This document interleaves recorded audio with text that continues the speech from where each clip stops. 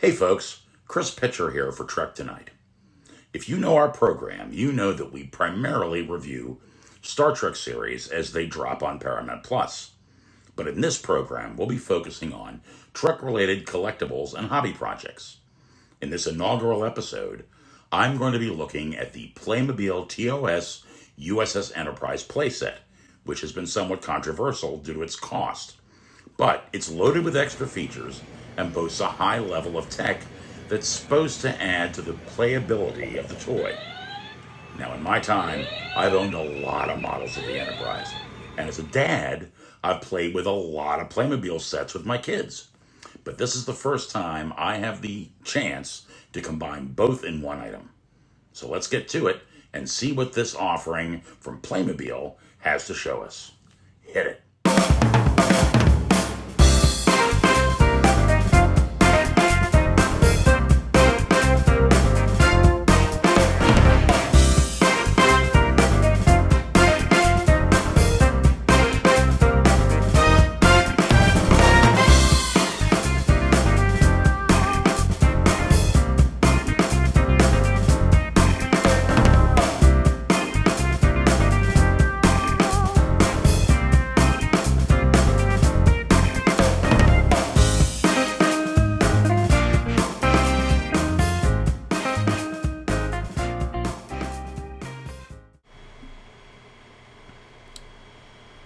Hey folks, so this is the Playmobile USS Enterprise playset. Now, I'm not a small man, and you can see that I can hide behind this box. So clearly it shows how large this set will be when it's built. So what do you say? Let's get right to it and see what's inside. Okay, I'm not going to spend a lot of time on the packaging, but there is some interesting things right off the bat when you look at this. Here we see it does show that the kit does have lights and sound, which is not true for every Playmobil set. It shows all of the different figures that come with it. And if you notice, someone going into the store could also flip up the lid and check out more of the details on the features. Here we see the bridge. There's engineering. And it also shows that it has a USB port for something called standby mode, plus original sounds and light effects. And then here we have a nice big view of the model with the top of the saucer section open to play on the bridge and the side of the secondary hull for engineering. And then here you get to see some of the actual figures, Kirk, Spock, McCoy, and Uhura, and then an illustration of the other ones. Back of the box is pretty much the same. You do get some neat little pictures from the original series. And then it does show you one other additional thing, and that is that it can be hung and comes with the gear to hang it from the ceiling. So if you wanted to just have it hanging up there on display, you could. You get to see it on its stand again. And then there is good old Captain Kirk. And if you've noticed, and I'm not sure what this is all about, I'm going to do a little research on it, but anything you seem to purchase these days that is Star Trek related seems to have a very similar packaging design. And I'm going to assume that that's a Paramount thing, that they've authorized a certain design, whether it's for a model kit or for a toy or for something like this. They all have this sort of gold color with the featured Kirk or Spock on the top corner. So let's get this sucker open and see what's going on inside. So we popped open the lid, which comes right off the top. There's 6 little stickers you have to cut through. And here's what we see when we open it. Right off the bat, you've got your instructions, which are, as usual, some neat little illustrations. But with Playmobil, they're usually pretty simple. They'll show you what you need for that particular section, and then the parts and how to assemble them. We see here and we'll look at that later. We see here the secondary hull comes out. Look at that. Pretty neat, huh? Box folds down, which is kind of nice. Gives you access to it. This clearly is going to be the saucer section, part of it. We have our stickers and little bits. These kind of confuse some people, but if you know Playmobil, you know what they're for. They're connectors. And looks like we've got some tribbles here. How exciting. And then a bunch of bits in here. Here we have our impulse drive. Some other little bits. Neat. Oh, and there's a tool, and we're going to need that tool, and I will show you how to use that tool as we get into this. This looks like part of the stand. And so I'm just going to break some of these packages out. Oh, here's some of our guys. Look at them. That looks like Chekhov, doesn't it? So I'm going to get some of these boxes out. We're going to open these up, and then we'll look at the parts. So here we have all of the parts out and are ready to go. You can see here, we're going to be starting with the bridge. And these are all the parts collected together for that. I wanted to showcase these figures. Each one of them comes with an accessory.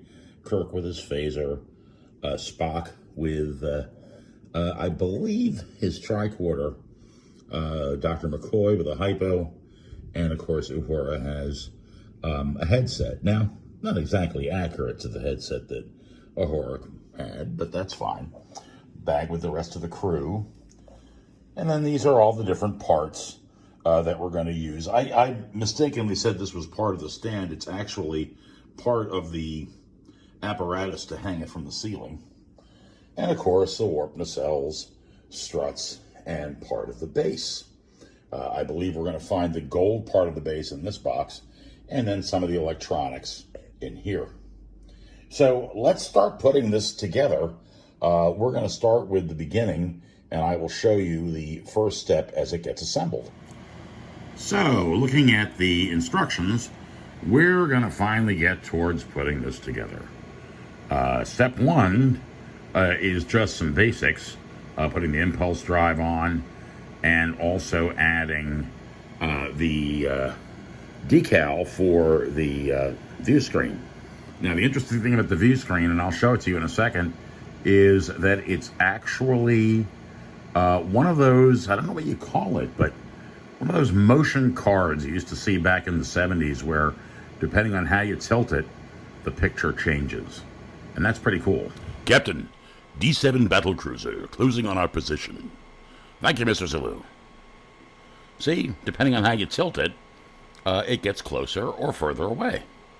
Pretty cool. Step two is putting all the console stickers on for the various stations on the bridge, and then in step three, we place those in place on the bridge. And here's what they look like when they're in place. And of course, Mr. Chekhov just can't wait to try out that scanner. Page 8 shows you the next section, which is basically putting the connectors into the secondary hull so that it will attach to the saucer section. And as I said, I was going to show you about this tool. Now, a lot of people think it's a screwdriver, but it's really not. It's a tool that allows you to place these little connector pieces and drive them into the spots they need to go. Playmobil seems to compete, in my opinion, with Lego. Lego has its brick separator tool, and Playmobil has this guy. I'll show you quickly how these pieces are installed. So I've loaded a red connector piece here onto the tool, and if you push down, which is challenging to do with one hand, it pops right into place. And these connector pieces are what's going to hold the secondary hull to the primary hull. Now, they've also included 2 screw holes here to give it some extra strength. So if you wanted to be able to do saucer separation, I suppose you could, but I think if you're going to be playing with it, these screws holding it together to give extra strength to these connectors will do the job nicely. The red connectors are loaded on the neck, and then we also need to put 4 in here in order to connect the struts for the narcissus. Playmobil will also use these smaller yellow connections, and they're telling us to install those into engineering, which is right in here. I'm sure we're going to need to do that in this section as well. We've used those red connectors to connect the primary and secondary hulls together, and now we have the Enterprise starting to take shape. I have left the little pointy bit off the saucer here, boy, can't think of the term for it right now. The dish. We'll use that. We'll go with that for the dish, just because we're going to be manipulating this, and I don't want it to break off, but we'll add that on at the end once the model is completed. Just a little pro tip. Now in sections 10 and 11, we're going to start constructing the stand. And this is going to hold the playset together for, us to be able to use it without it flopping around. And you'll see here, this is how the Enterprise is going to drop in. And if you remember me saying the screws, yeah, that's where they go in order to hold it into place. So it really does add strength to the kit. And I mean, as it is already, yes, the saucer and the secondary hull have snapped together, but I've already had them pop apart once. And here you have it. Here's the stand assembled.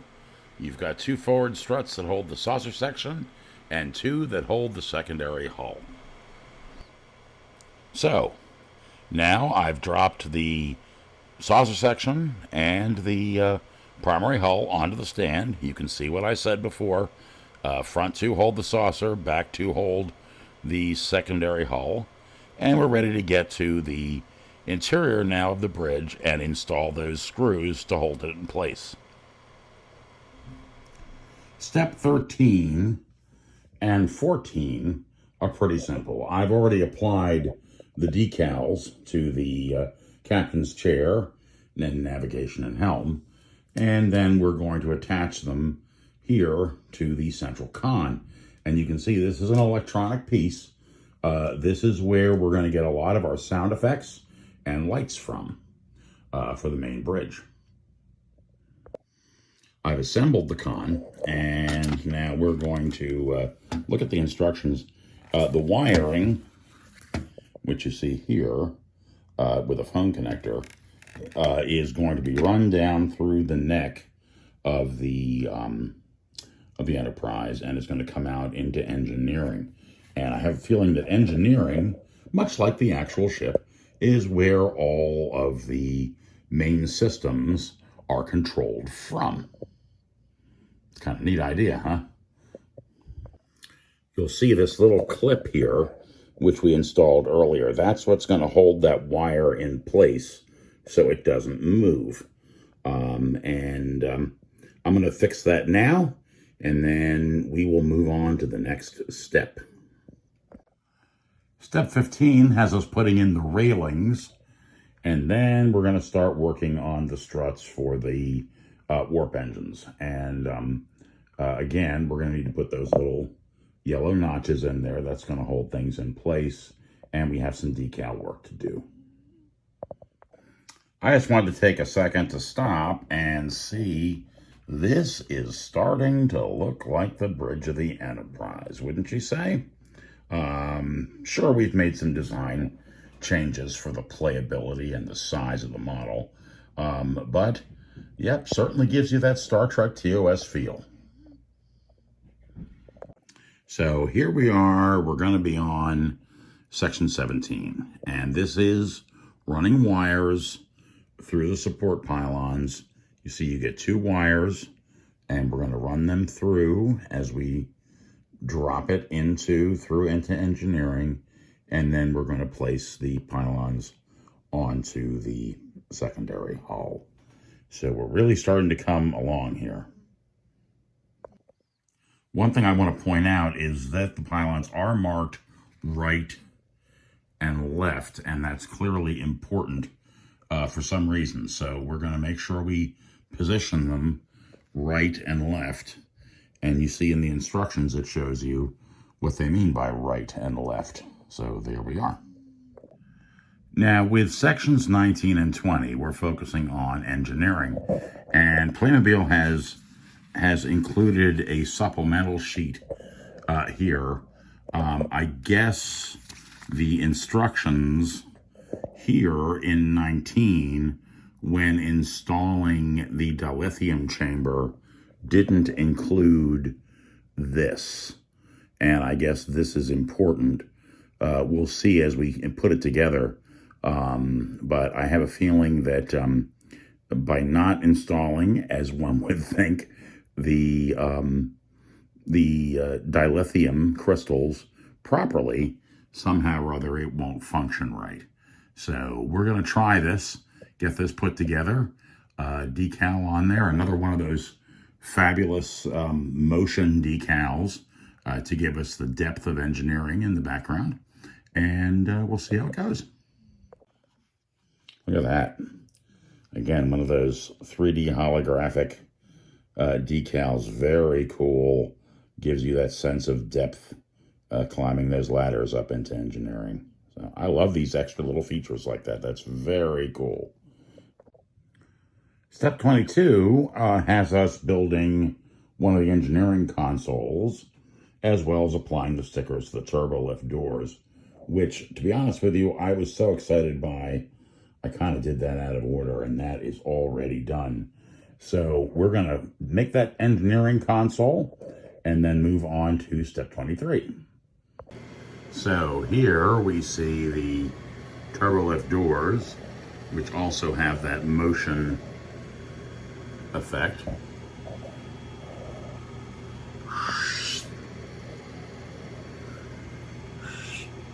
Works a little better in one direction than in the other. And we also have the engineering consoles installed. And again, here is this business about the dilithium chamber. And if you can see, the dilithium crystal has to be standing straight up and down, because it depresses a button. And when it depresses that button, that's what enables all of this electronics to work. Captain James Kirk of the USS Enterprise. And then everything comes online, and that's what makes it work. If that button is not depressed, then it will not happen. And I have to say, that's a very cool concept for an adult collector. But I would imagine if you were a 6 or 7 or 8-year-old playing with this, I will say it was kind of fiddly to get that dilithium crystal to stand up straight. That might get frustrating. Just saying. And we can see now that they are all assembled and the decals are all put into place. The warp nacelles look great. They sit very straight. I will say that you have to work hard to depress the engines to the pylons in order to get those yellow connectors to really snap into place. And in the beginning, I didn't have them seated quite right, and then the whole engine would pop off periodically, especially when you moved it around.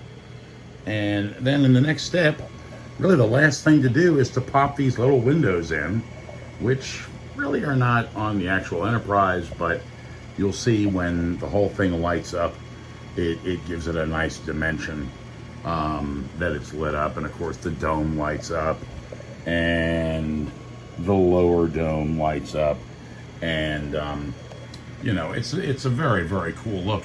And that is pretty much our build of this Playmobil Enterprise. So here we have it. Playmobil USS Enterprise playset. Now, as you can tell, I've got half a beard and I'm wearing different clothes, and that's because in the middle of making this video, I came down with COVID. So I've been out for the count for a couple of weeks, but I'm back and I'm feeling great. Thank you very much. And we're here to review this. Now, I've got to say, this is a very cool toy. It is very large, as you can see. It's very substantial, but it's also very heavy. And while I think that this must have been made primarily for adult collectors, it is still a toy, and I'm going to review it as such. The lid of the saucer section comes off, and there you have your bridge, which is very neat. However, it's not accurate. I'm not sure how important that is to a 7 or 8 year old, but to me, as a 7 or 8 year old, I might have found that a little annoying. It's not completely circular in the sense that the railings don't go all the way around. And of course, it's way out of proportion to the model of the Enterprise, which it would have to be, because you couldn't have a bridge in a model of the Enterprise that was this big but scaled. So obviously that's the point. And then the secondary hull, which you've seen, this is also supposed to be a play area, but it's very shallow. And I will grab Mr. Scott and stand him in here. And, you know, not really sure what you could do with him in there. I mean, I guess you could sort of have him move around, but, you know, the consoles are out of proportion to him. They're much smaller than he is. And so I'm not really sure, as far as playing is concerned, how that works. But it is a very neat toy. It can be controlled with your phone, so you can make all sorts of noises with your phone. You get an app that does that. It will control the lights. It will control the sounds.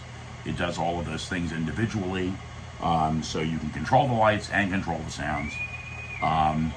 And when it's plugged in, it will stay on continuously for, I think, 30 some minutes. When you're just playing with it off of battery, it just shuts off like it just did. The figures are terrific, I've got to say. And here's Mr. Scott, and I've shown you those in the beginning of the video. The only problem that I have is that Lieutenant Uhura, her skirt has to come off in order for her to sit down. And in my house with little kids, that means that Lieutenant Uhura is going to always be in her pantyhose, because where did the skirt go? Who knows? It got lost. It's 2 pieces, and I'd love to show that to you, but I can't, because no one can find the skirt.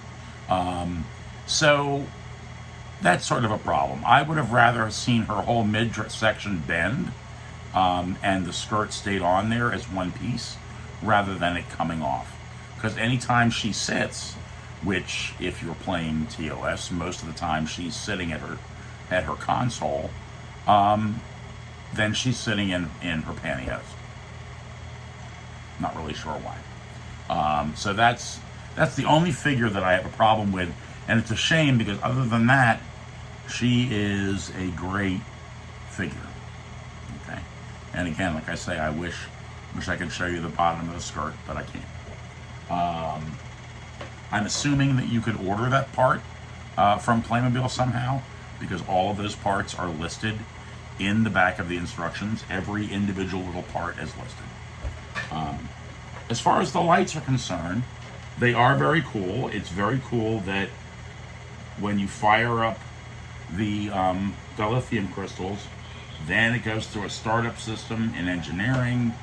Then all of a sudden the warp nacelles come on, and they come on and slowly ramp up.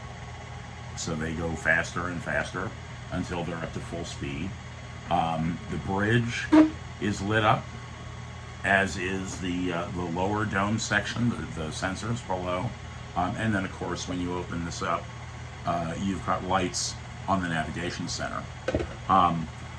But you can go to red alert by pushing a button, and there are little red lights that blink.